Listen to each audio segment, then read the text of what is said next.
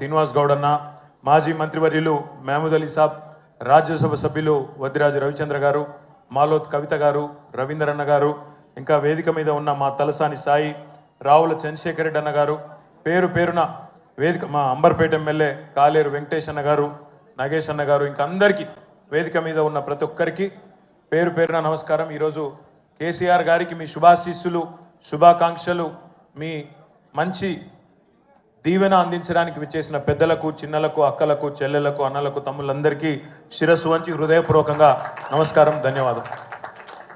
సాధారణంగా ఒక బిడ్డకు తన తండ్రి తల్లి అంటే గొప్ప హీరో వర్షిప్ ఉంటుంది. మా నాయన హీరో అనుకుంటారు ఎవరైనా. కానీ కేసీఆర్ గారి కడుపున పుట్టిన బిడ్డగా నిజంగా నా పూర్వజన్మ సుకృతం, నా అదృష్టం. ఎందుకంటే మా నాన్న నా ఒక్కడికే హీరో కాదు, మా నాన్న మొత్తం తెలంగాణ జాతికి హీరో, 4 కోట్ల తెలంగాణ ప్రజలకు హీరో, తెలంగాణకు విముక్తి కల్పించిన ఒక మహానుభావుడు, ఒక కారణ జన్ముడు కడుపున నేను పుట్టడం నా అదృష్టంగా భావిస్తూ ఉన్నాను. నిజంగా అప్పుడప్పుడు ఇప్పుడే పెద్దలు చెప్తా ఉంటే కొన్ని సినిమా రీల్ లాగా మనసులో తిరుగుతూ ఉండే. వారు చెప్తున్న కొన్ని మాటలు, కేసీఆర్ గారు ఉద్యమానికి నడుం బిగించినాడు, ఎన్ని ప్రతికూల పరిస్థితులు, ఎన్ని ఇబ్బందికరమైన పరిస్థితులు ఇప్పుడే పెద్దలు మస్సున్నాచారి గారు చెప్పినారు. మీడియా పవర్ లేదు, మనీ పవర్ లేదు, మజిల్ పవర్ లేదు, కుల బలం లేదు, ఉన్నదల్లా ఒక్కటే గుండె బలం, జనబలం.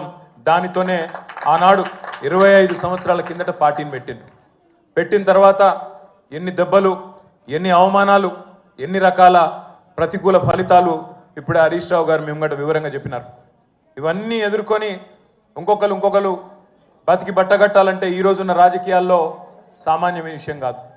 కానీ తాను తెలంగాణ అనే స్వప్నాన్ని తెలంగాణ ప్రజల తరపున స్వప్నించి ఒక కలగని, ఆ తర్వాత 25 సంవత్సరాలుగా ఈ రాష్ట్ర రాజకీయాన్ని శాసించి అల్టిమేట్గా సావు నోట్లో తలబెట్టి తెలంగాణను సాధించిన కారణ జన్ముడు మన నాయకుడు కేసీఆర్ గారు అనడంలో రెండో ఆలోచన ఎవరికి కూడా లేదు. ఇవాళ మనందరి లక్ష్యం ఒకటే కావాలి, కేసీఆర్ గారికి దీవెనలు ఇవ్వడంతో పాటుగా, కేసీఆర్ గారికి మీ ఆశీర్వాదాలు ఇవ్వడంతో పాటుగా మనందరి లక్ష్యం ఒకటే కావాలి. గత 14-15 నెలలుగా రాష్ట్రంలోని ఏ మూలకి పోయినా, ఏ ఊరికి పోయినా, ఏ పట్టణానికి పోయినా, ఏ మనిషిని ఒకసారి ఇట్లా కదిపినా, ఆటో డ్రైవర్ కావచ్చు, రైతన్న కావచ్చు, ఒక తమ్ముడు కావచ్చు, ఒక చెల్లె కావచ్చు, ఒక ఆడబిడ్డ కావచ్చు, ఎవ్వలను కదిపినా ఇవాళ ఒకటే మాట వినబడుతున్నది, మళ్ళీ కేసీఆర్ రావాలే, కేసీఆర్ గారు తిరిగి రాష్ట్ర ముఖ్యమంత్రి కావాలే అనే ఒకటే మాట వినబడతా ఉన్నది. ఇవాళ కేసీఆర్ గారి జన్మదినం సందర్భంగా మనందరం కూడా ఒకటే ప్రతిజ్ఞ తీసుకుందాం.